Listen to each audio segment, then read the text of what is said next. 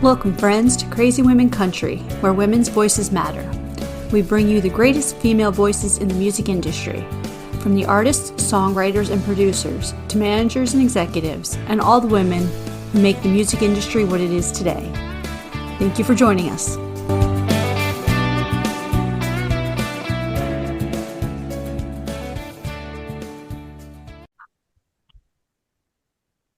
Hello, friends, and welcome to another episode of Crazy Women Country. I'm Donna.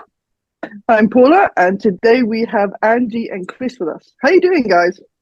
Doing well. You're fabulous. How are you guys? Fantastic. Oh, doing good. Doing good. Amazing. As we were talking about weather before, warm and toasties-ish, and I'll send some warm weather your way. Yes. Yes. We do. We're up here in Ohio. The most important question ever: who is Angie and Chris? We like to start off with the hard questions. Yeah. Well, we are a duo called Eleyet McConnell, and I would say we've come into this a lot later in our lives than a lot of people. We've been performing and singing between the two of us for many, many years. Not always together, but I got 54 years in this June 20th, but who's counting? Yeah. In various Congrats. bands, records, videos, all that. And I've recorded a lot over the years, but usually those songs or those albums I put on a shelf after I've listened to them, and then I don't listen to them for years. I pick them up, put it back. But I like what we've done. Mm-hmm.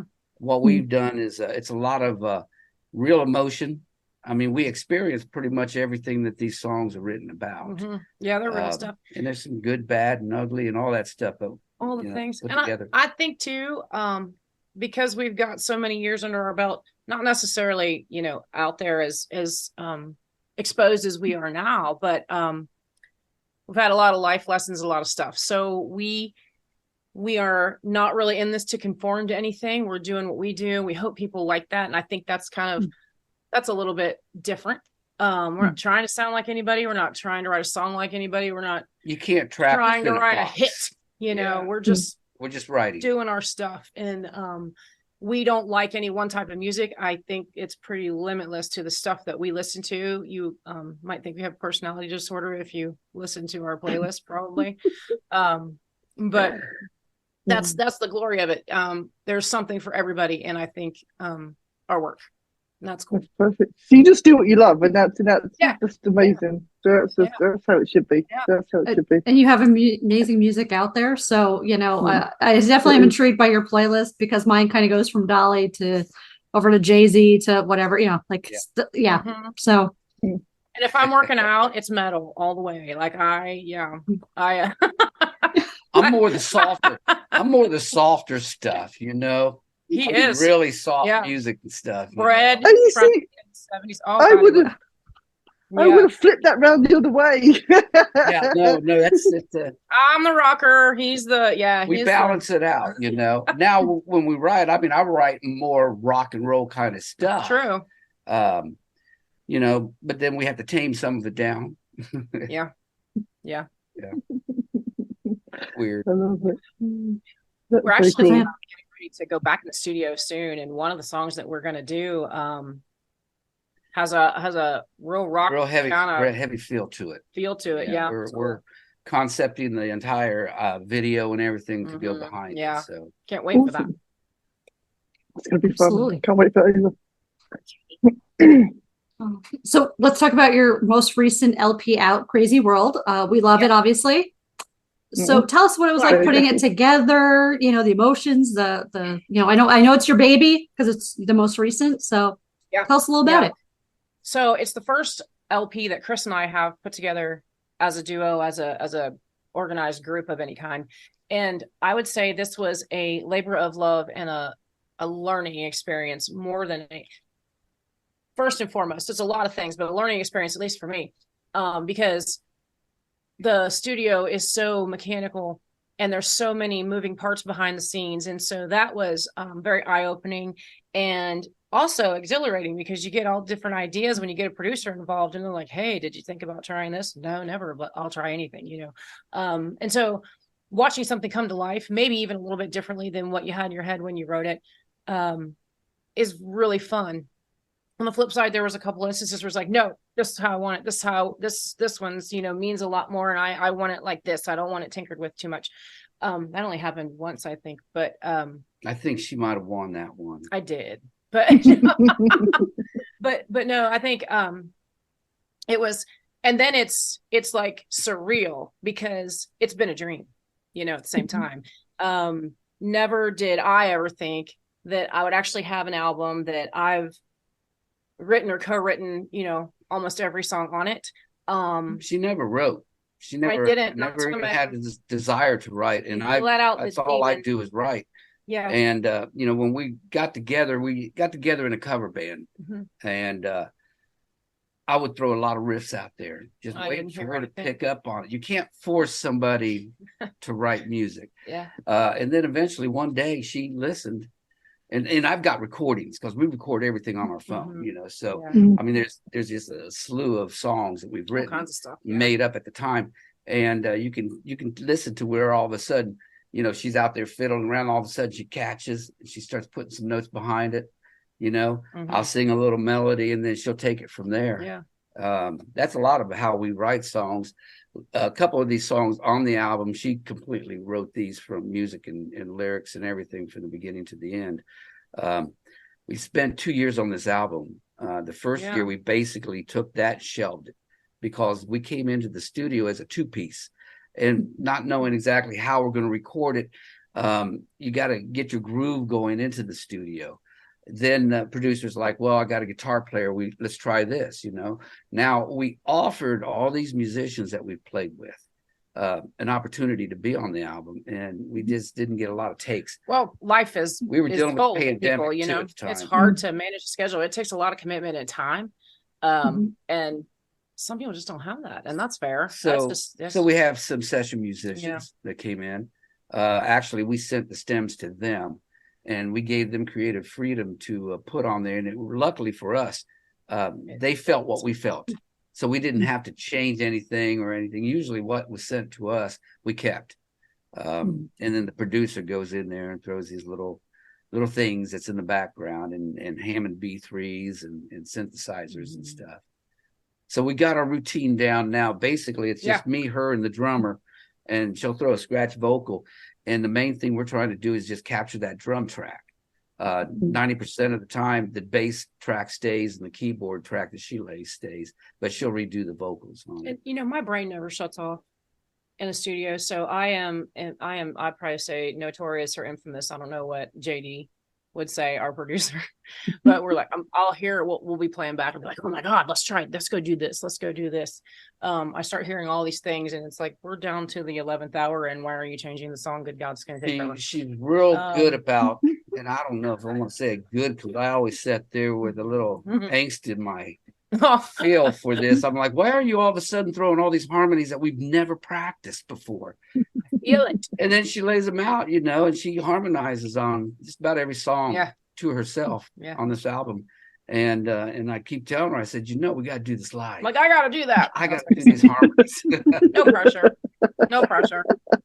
Yeah, you know, sometimes on some live shows, you know, I'll get up there in the stratosphere doing a harmony, and then she'll just, for some reason, just stop singing. Okay, one time I did that. It was totally by accident. Twice.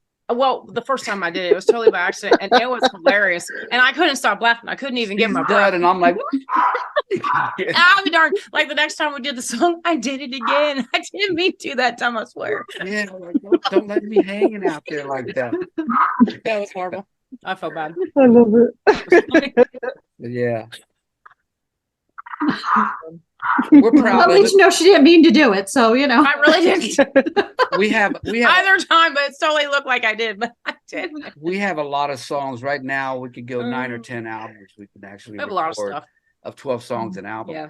And picking the 12 songs for this album was a bit of a, you know, it was a blend, because it's not chronological. If you listen to our songs, for the first songs we wrote all the way through, you'll understand our relationship.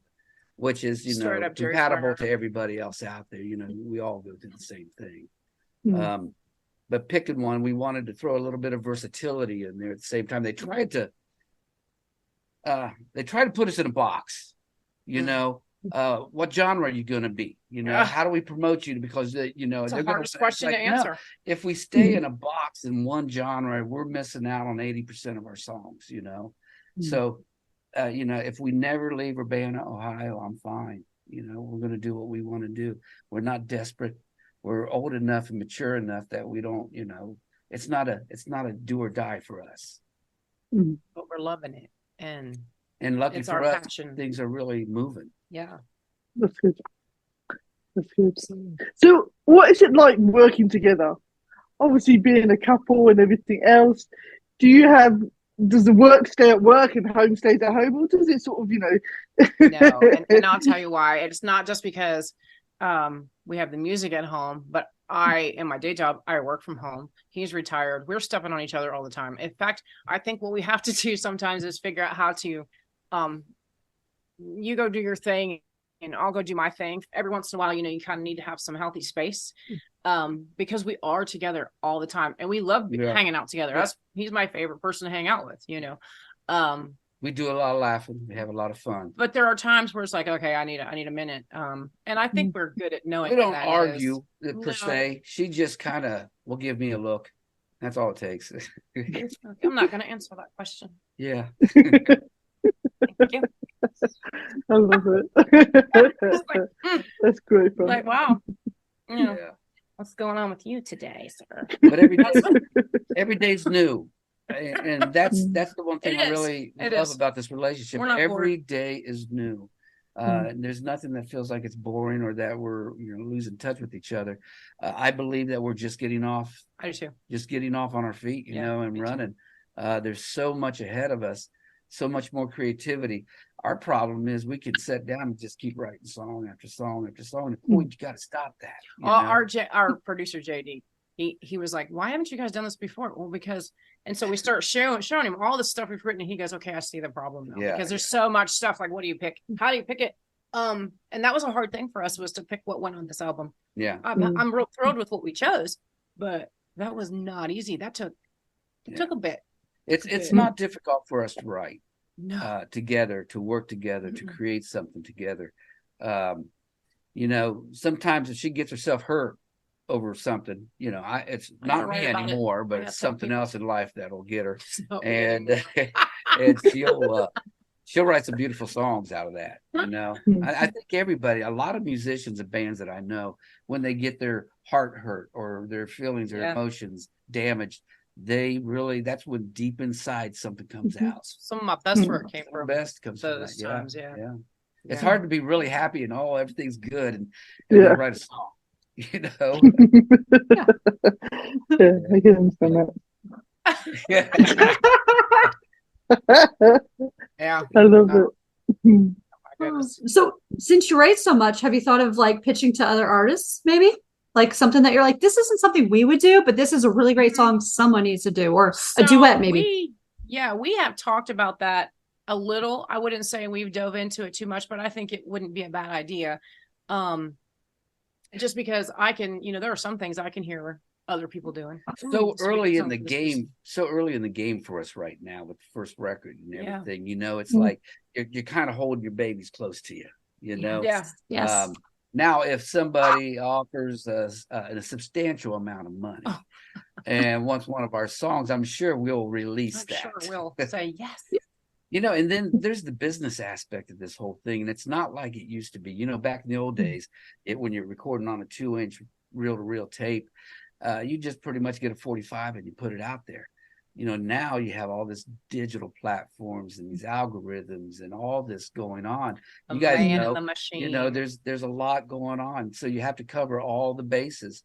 And Angie, she works in the executive field, so she likes to take that stuff and really get deep into it. And I'm retired, so I don't. He's just not interested. No. I see a reoccurring theme of being retired. Yes. I'm retired. Yes. I quit everything. Thank you. No. We're renovating the house, so right now I'm really busy doing that. Yeah, we are. Yeah. So. See, that's what I want to do. I want to retire and just renovate the house instead of like renovating the house or doing something while working full time. And yeah. Yeah. But you'll find out when you retire, you're busier than you've ever been in your life. It's like That's this. the truth. Where'd I find the time? That's the truth. Yeah. I can only imagine. Is it like a day off? Like when you took a day off before and you would be busy doing stuff, and would be the same theory? Yeah, and there's no boss, and I don't work well when I'm not guided. I usually have to have somebody tell me what to do. That is a very true You give me statement. a month to do something, I'll do it in the last hour. Yeah. Get it done. That's the one thing that also makes us work so well, I think, is he is not the big picture guy. You give him the big picture, and then we're having a meltdown soon because there's too many things to do, and how are we ever going to get this done in this sort of time frame? And he'll like be like, ah. So it's like, here, you take this section, this is yours, go deal with that. He'll rock that to the moon and get it all done, where I'm more of the strategic, make the plan, execute kind of person, and it works out really well. Yeah. And before he knows it, it's like, oh yeah, this is done. And I don't was quite do it like that, but yeah. No, it's all good. So know your strengths, right? Yeah. Yeah, absolutely. Know your strengths, your weaknesses, and then work on both of them. Yeah. Yes. Yeah. Yeah. So tell us, like, who are some of the sheroes and heroes that have inspired you musically? Yeah, I come from the 70s. So a lot of them, and like I said, I was listening to Chicago, and I was listening to Bread and America, bands like that. And then my best friend Billy Webb, I got hooked up with him. Next thing you know, we're listening to Black Sabbath and BTO and stuff like that. As a bass player, my biggest influence that really made me want to continue playing bass. I've been a bass player the whole time, and it was Pink Floyd. It was Roger Waters.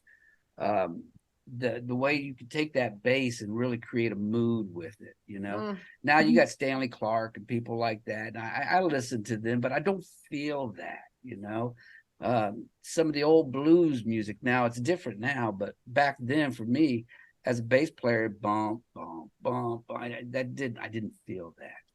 So, yeah. There's a lot of bass players out there right now. I wouldn't consider myself anything exceptional. There's some really exceptional bass players, but I can feel it, and because I can feel it, especially when we're playing our duet, it's easy to flow in and out of her voice, and accentuate what's going on there. Mm-hmm. For me, I have a few people. So as a songwriter, hands down, it's Merle Haggard. Storyteller. I grew up with country music all around me. That was my dad, huge country music fan. My mom, huge country music fan. Mom's a gospel singer, still plays in church. So I think you hear that in my voice because I grew up in church. And there's a tone to that. You can always tell, oh God, you grew in church. And then vocally, I am a huge Paul Rodgers fan. And what I love about Paul Rodgers is how free he is. No cliche because he was in the band Free, but where he's just this free-spirited vocalist, and I adore it. And I could listen to him all night and all day the next day. Michael McDonald is another one. It's just so full of soul that we got to see them last summer, and I was absolutely tripping out the whole entire time because there was Michael McDonald just several feet away from me, and I was having a total stroke over the whole ordeal. The best night ever. Something that's kind of ironic. We both grew up in Pentecostal churches. Yeah, we did. With the saved, sanctified, filled with the Holy Ghost and speaking in tongues and all that stuff. And we swayed away from that as we got older. Pretty much when we graduated, didn't have to go to church anymore. For me, but that did have an influence. There's a lot of hymns, and so we got that background kind of familiar to us both in that regard. But yeah, you know, I love Led Zeppelin. I love Beth Hart. I love so many different artists. But those three that I first mentioned, those are the ones that I would say have influenced me the most. I think Merle Haggard's probably the best storyteller that ever lived, that ever will live. I don't know. I think every week I got a new artist, raw about him. For a couple of weeks there, or about a month, I was into Steely Dan real big. You know, now I grew up when they were, you know, actually putting I love Steely Dan. But you know, you just didn't really listen to it. And the older you got, and I know more than really got deep into that when the singer passed away. It would be 2 years this June 8th. Oh, on Steels and Pearls. Yeah, on Steels and Pearls. Yeah. But every week there's somebody new, and anymore, there's so much music that you can find out there that you don't hear on the radio, and that's the stuff that I think is really real, and you can really feel what's going on. You know, there was a period of time a few years ago where everybody was playing a ukulele, you know, and you don't hear much ukulele out, you know. Or xylophone. There's no xylophone solos like there used to be. Fact, I think, is Chris nor I were really ever formally trained either in anything. It's all by ear. You know, now having said that, yes, I played the band and I learned to read the treble clef, you know, a very long time ago. But I've sang since I was born, I believe.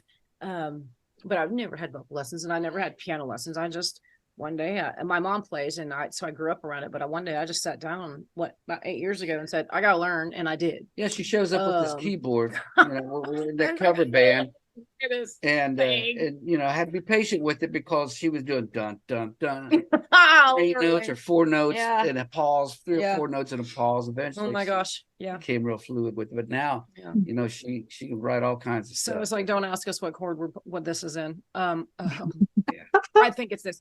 I mean,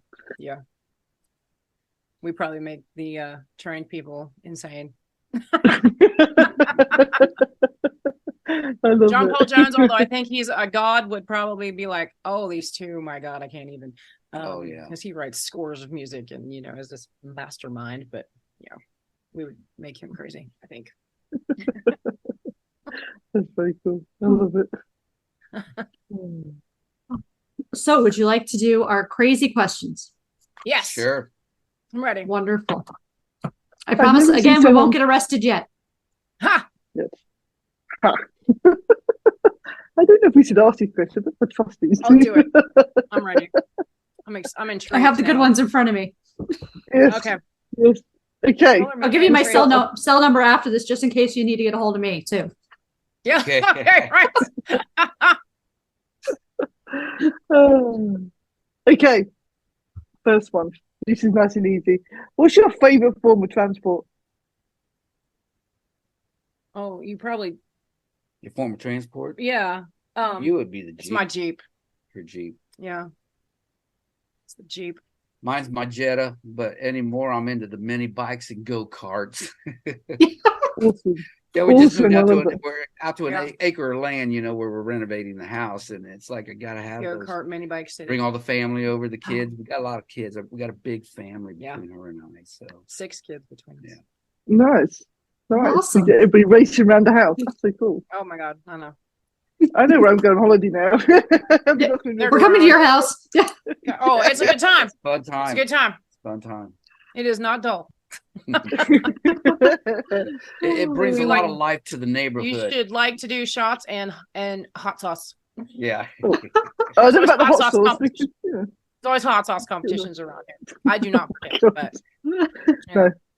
They can sit and watch on cheerlead. Yay! I know. I'd be like, y'all are stupid. I can't. I'm not doing it. All the guys and boys were you guys are stupid. Oh my God, you're mad. I love it. Oh, that's great. Oh, so tell us something on your bucket list. Oh, we were just talking about a bucket list.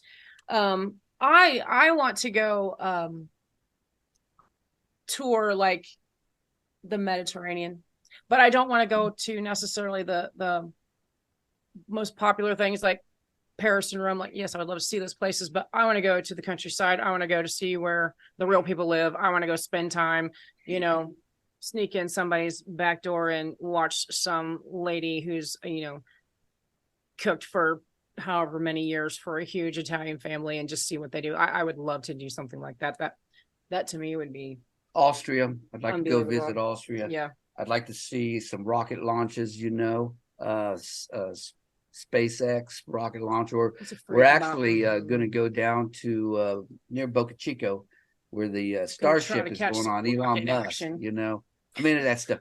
I did a lot of, I worked at an aerospace company and retired after 43 years working there. And so, aircraft, I didn't get into rockets, but, did blast off a few times. Sounds like fun. So, okay. If you have a bad day, do you have a go-to TV show or film? My go-to show for everything is Big Bang Theory. I can watch it nonstop every day. I love Big Bang Theory. Yes, I was watching it before I got here. Watched every season of it, and it was just awesome. I will even tell him that was very Sheldonian of you because he has these little Sheldonistic tendencies. I call it. Yeah, she can watch the same show. I can. I know 5 or 6 times. I've she's watched this particular. I can't get enough of it, and laughs as if it's the first time she saw it. It's so funny. Big Bang Theory. In the Blacklist for a while there, and I couldn't understand that. And then she got me hooked on it. But Big Bang. That's my Big Bang Theory rocks. Yeah, that show makes me happy. Yeah, mine's YouTube. I YouTube stuff all the time. He watches airplane crashes. Airplane crashes, he's fascinated by airplane crashes. I worked a lot on aircraft too, so I must admit you've had the documentaries of the the crashes and how they go into it and how it happens, and it's like it's amazing to watch, but you're like, what's amazing, I've been involved in some restorations of some aircraft, and like the flying lab, the Grimes Flying Lab. If you get a chance, Google that. The wings are held on by 4 bolts the size of my thumb. It's not information I need to know when I'm flying in a plane. The engine that's set in the nacelle and that's pushing the entire plane through the air is held on by 3 bolts the size of my little finger. So you got a lot of faith in heat treating. That does not need to know information. That's kind of scary, actually. It is not. I know. I feel like we're starting a documentary on air disasters or something. Like, that's one of my favorite shows too. Oh my god, it is a great show. I cannot watch it though if I'm like getting close to flying, because then I start thinking about all those things as I'm getting on the plane, and I'm like, go to the tail. It'll be fine. Get a tail seat. There's always the tail always sitting there. Oh my god. Yeah. So when I'm falling from the sky, about to burst into flames, I'll be like, there's a bolt. One of those 4 bolts came off. I know it. Bolts. Yeah. I figure if you're going down, I'm going to Yahoo all the way, yeehaw, and I'll be freaking out. Anyway. Sorry. Tell us the last thing you read. Oh, I read an email. That was the very last thing I read. That was an email. About merchandise. Yeah. Instructions. Yeah. Instructions. We are very exciting readers, aren't we? Putting stuff together. Instructions. I read documentary stuff, or autobiographies or biographies, and mine's like Amelia Earhart or things like that, all people who have made impacts. The last book I read was Bill Barr's book, One Damn Thing After Another. I was curious about that. That was a good one. It was interesting. It was interesting. Very interesting. In the Bible. I'll read some out of the Bible. Yeah, he does. So I have to ask now with airplanes and everything like that. Okay, so we were watching something with again DB Cooper. Do you think he survived? Yeah. Yes, I think he did. I think he survived, but the thing is, 1980 they found $20,000 in $20 bills that the serial numbers matched along a riverbed. He could have planted that or something, but many people have. There's 4 or 5 guys basically that they suspect might be, and they're usually from Florida. It's probably my neighbor. It's okay. I won't. Don't worry. I won't turn my neighbor Ron in. Yeah, that was risky. It was a cold day. I do think he was. I do think he was, or at least he survived that. He had big components. Maybe he died somewhere else, but yeah. I think he got away with it. Craziness. I'm glad you impressed with you, DB Cooper. I'll be talking about DB Cooper all night now. I have to look it up now. I didn't know DB Cooper is. It's a fascinating story. It is, yes. Yeah, it's fascinating. Yeah. I'll have to check it out. If you could write with anyone, dead or alive, who would you write with? Earl Haggard all the way. Yeah. Yeah. If I could even speak, if I saw the man, I don't know that. I think I would be absolutely taken by just him. I think, he was part of my childhood. He's something. Well, David Gilmour, probably. You know, I'd be interested to see how I could stand against that. Be willing to take the try. Yeah. Why not? He's awesome. So, what is your game plan for zombie apocalypse? We have a bus. It's a short bus, and we're gonna bug out. 4-window short bus that we got solar panels on it. We got a hydraulic lift bed. We got stove, refrigerator, microwave, plenty of batteries. Yep. And 3 months supply. We're ready. Yeah. We're prepping. Yeah. We can bug out. Yeah. And plenty of guns, ammo, and knives. There you go. That's the important part. His mother was Mexican. Yeah, so he's got knives. Lots of knives. Always carry. He's always got a knife on him. Matter of fact, we got to go to Columbus because she's I want a knife. She wants an OTF, out the front knife. You don't want that pops out and I got them, but now she wants one. I want one. They're not cheap because we don't buy them cheap. So it's all right. I want one. I think I might want to be dazzled too. But I said we might as well go to the store, pick one out. Bedazzle it, why not? Yes. I can bedazzle it myself if it doesn't come that way, but like my daughter Jade, she'll bedazzle it for me. She'll sparkle everything. She sparkles on everything. Yeah. Okay. If your life was a reality show, what would it be called? Oh God. We joke and say that we were like a total Jerry Springer show when we first got together. Jerry's got nothing on us. No, he doesn't. He can sit down. What would our and we've joked about this, Paula. I swear, God, we would make a great reality show because it's funny around here. Like it's entertaining. You never know what's going to happen. What would we call it?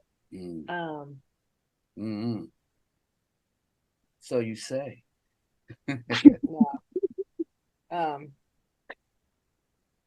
Freaking McConnells. As we say that. That seems to be the line. And that came from her and basically my daughter-in-law. We're over at a liquor store in line to pay for some alcohol. She and I were buying some booze. And there was a guy who was kind of looking at me weird. It was sort of making me uncomfortable after a minute. We get a lot of that. I don't know this guy now. I don't know this guy at all. And he goes, "Hey," and he'd already been drinking, you could tell. He goes, "Aren't you Chris McConnell's singer?" I said, "Yeah, I guess so." And of course, Linda looks over and says, "Effing McConnell." Yeah. And it just sort of stuck. That's what we call it, effing McConnell's. Effing McConnell's. I love it. Yeah. No, it would be. Because it is wild around here. It's a crazy bunch. If we did, yeah. No, I was just gonna say, if we did a more autobiographical movie, who would you want to play you? Oh my. That's a good question. Oh wow. Who to play me? You know what? I think Sandra Bullock. She doesn't look like me and I don't look like her, but she's got a personality that's kind of like mine. And I think Marky Mark. He would do me right. Wahlberg. Marky Mark. That'd be quite cool. Mark Wahlberg. Yeah. Yeah, I think he would. I think he would do a good job at it. I think, okay, so you heard it here. Sandra Bullock, Mark Wahlberg, you have to play Angie and Chris. Yeah. Good. I'll call him up tomorrow. We'll get going. I know it. Yeah. I know it. I just read where he had the most physically challenging and emotional challenging. He's role. Disciplined. Well, yeah, That's way not like you. Nothing like me. No, but everything else about, the other guys, how he is in that actor. Oh, yes. I like his comical spirit. Yeah. He's really a funny guy. He is. Okay. If you owned a bar, what would you call it? Effing McConnell's. That's their brand. That's the brand. You need a t-shirt that says effing McConnell's. Yeah. Suds and Buds. Yeah. It'd be a dual Suds and Buds bar. I would call it effing McConnell's. F''N McConnell's. Yeah. Yeah. There we go. You would? That would be cool. We have new branding going on. I know it's happening right here. Oh my goodness. Okay, in your opinion, what's the worst pizza topping? Anchovies. Anchovies. I'll agree on that. Or Agreed. this is a competing item. Those slimy little mushrooms that come in the can. Mushrooms. That come in the can though. I don't like mushrooms anyway. I love the ones in a can. I don't like the real ones. The real ones on pizza are the best. That I will agree. Those are the like best. The slimy ones. I like the slimy ones. You know, we had a pizza the other day over here in the brewery in town. And it's delicious. Honey. They put honey on it. Hot honey on it. Oh my God, it's so good. It's got a sweet. Oh, it's delicious. Yeah. It's delicious. That's strange. Well, there's a place of. Oh, I had that same look on my face when I saw hot honey, Paul. I gotta tell you, I did. I was like, "What? That doesn't." Oh man, I'm gonna have to invite you all over, and we're gonna have to make pizzas because I make them from scratch. So we have one of those lovely ovens. So yeah, well, yeah, we got one of those pizza ovens, you know, that takes pellets, you know, and in like 90 seconds, seconds, you got a pizza. Yeah. That's cool. There's a place over here called Murdered by Pasta, and they do chocolate pizza. What'd you say it was called? Murdered by Pastor? Pasta, yeah. That's the translation to English. Oh. But it's just like a buffet place. Nice. You have whatever, but they have chocolate pizza, and it is just awesome.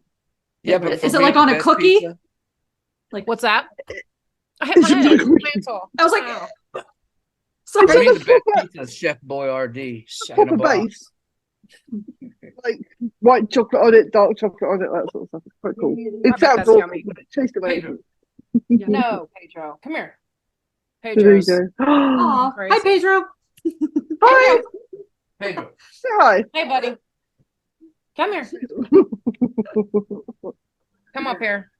Oh, up here. He's mommy's. He's mommy. He's my boy. Come on, get up here. Come here. He's mommy. Oh, well, you'll have to get him because my seat, I can't lift him up. He's under my seat. He's under my seat. Okay. we can leave him there. It's okay if he doesn't want to join us. He's under the seat. It's okay. He's camera shy. But he's so cute. He gets on my Zoom camera sometimes when I'm working. He's a Bernedoodle. Like, that's what he'll do. I'm like, hey, I'm here. What you gonna do? Nope, there he is. He's just running around. It's all good. He does. So good.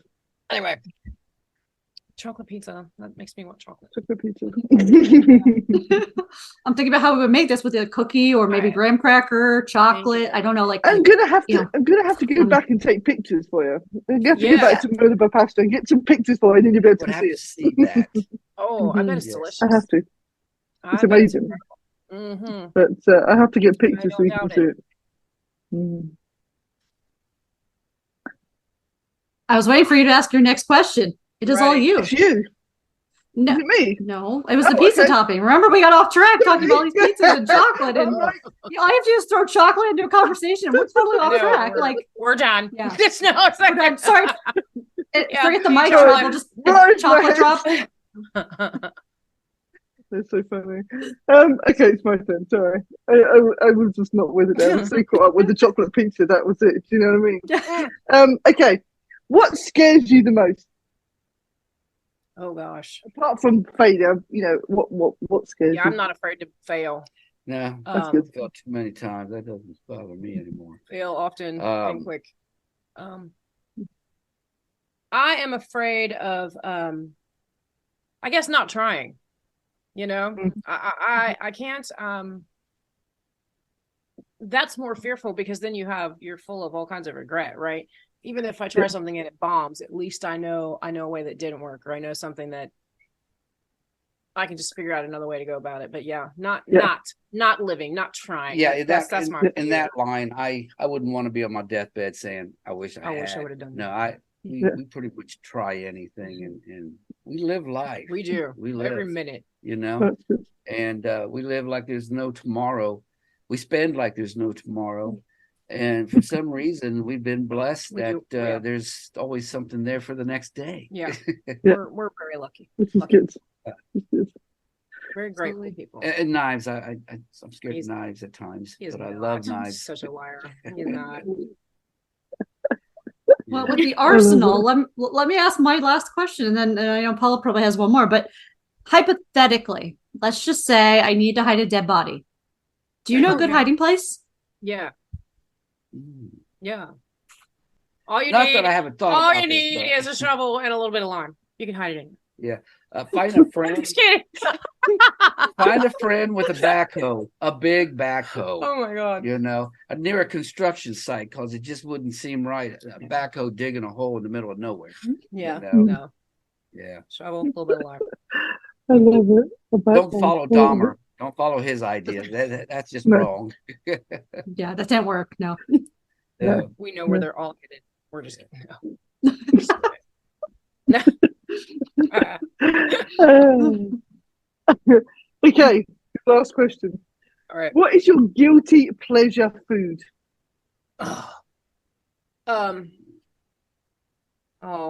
Just one. I don't know. It's probably chocolate. anything chocolate yeah, for me. Yeah, that's and Chinese food. I love Chinese. He loves food. Asian cuisine. Love it. We have an amazing restaurant here that's Asian. It's all Asian, so it's like Chinese, Japanese, the whole lot. It's amazing. It's awesome food. Yeah. And they have robots that deliver it. Yes, they have robots that deliver really cool. it as well. Yes. Oh, it was so cool. I was so excited to see the robots driving around with it. That stuff. We love cooking anything Asian. I got 3 or 4 walks. It's all one of types. those things that even if he's full, he will still shovel it in and then complain for the next 24 hours about how bad it feels. Yeah, I'm swollen. I'm bloated. I'm not gonna eat again for vegetables for a week. Yeah. But you know what? It was an accidental week. I became a vegetarian for a whole week. It's like we didn't have meat, so let's have shish kebabs, just with vegetables. Next day it was bean soup. Next day it was stir fry. And on the 4th day, I never felt any better than I had in 20 years. And then the 5th day it was even better. And the 6th day, I decided to eat meat and celebrate for the next 2 years. So I got to get back to the vegetarian lifestyle. Or at least meat as a side dish and not as a side dish. Yeah. Don't eat the whole cow. Just eat a little bit. Only a piece of the cow. Got it. Yeah, I get that. Yeah, cook it. Yeah. He's a mouse. This is my life. Girls, this is my life. So tell us what else is coming up for 2024 here. What exciting stuff is happening? So we're still waiting to hear back, but we've been talking with some folks in some local larger venues, if you will, and we might land a couple or at least one opening spot for a bigger band this year. We're really excited about that. We're going to get in the studio and work on the next batch of stuff because it takes some time, so we want that ready by late summer. Yeah. And just play and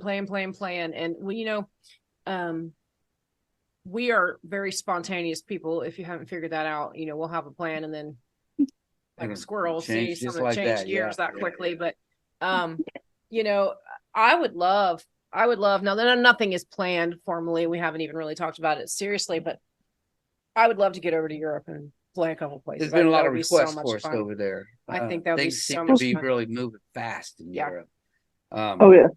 Europe likes us and we like them too. We got 2 more singles that'll be released off this album. Yeah. One should be coming out pretty soon. And then the other one just before summer. And then about midsummer, early fall, we'll release the second record. And they want, the first record was 12 songs. Now they want us to, they only want us to do about 6 songs and make each one a single. It's a singles world, it's a singles right? world, It is. Just like some of these algorithms, if you put a 4-minute song and it only goes, somebody listens to it 3 minutes and 58 seconds and then walks away, you don't get no credit for that. So 10-second shots, little things. But we're learning this. He should know this though, because he is a master at watching the 5-second video clips on YouTube. I love it. The shorts. It's like, this is exactly what I'm talking about. This is why we need to condense that down. Look at you. You can't tear away from it. It's like one after the other. Boom, boom. Yeah. Those are addicting. It's the world we live in. People have very short attention spans these days. Yeah, definitely. You know, a lot of things are happening. Our management is really pushing us out there, and you know, you can get a lot of people to be pushed out there, but if you don't have the material, the right stuff that really, you know, relates to people, so then the idea now is, how do we put ourselves into shows everywhere? You know, live performances. Get out there. That's a whole nother ball game, separate from the management pushing it out there. So a lot to learn. And you would think I'd had it all learned with all these years behind me. Brave New World. I won a regional star search back in 1986. It was a 6-month process of elimination with states. And then you head out west and all battle each other, but we were smart enough to just take the money and run. And it's just not like it used to be. And I'm kind of lost as how we go about this. And I could see, you know, there's some local bands around here that I look at their videos and I'm like, wow, how'd they do that? You know? So we're learning. That's the best part. You know, the journey is better than the prize at the end. You know, you got to learn to enjoy the ride, and that's where we're at. We are definitely. Yeah, absolutely. That's a good idea. Enjoy the ride. Enjoy the ride. It's all about the journey. It can be bumpy, but it's going to be fun. I love it. That's great. It was great having you on today, and you're welcome back anytime. Thank you. Oh, thanks for having us. It was great to meet you both. We'd love to. And Paula, you said you're in Spain? I'm in Spain, yeah. You're in Spain? Oh. Chris's grandfather was from Spain. Spaniard. Yeah. Ah, cool. What part of Spain? Indian. Pedro Gonzalez. Okay. Yeah, Pedro. And then he married a Yaqui Indian. And then here I am. I consider myself a brown man. So you just... Nobody believes me.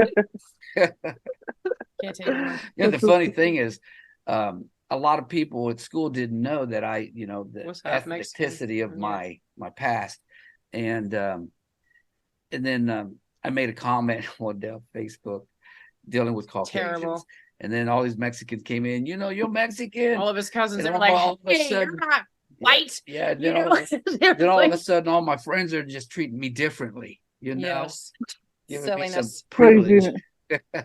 Crazy. Anyway, but no, it was great to be here. Thanks so much for having us. We enjoyed this. Oh, absolutely. Anytime. You're always welcome back. Thank you. Right, well, thank you very much. And thank you, friends, for joining us for another episode. Have a great day. We will. Bye-bye.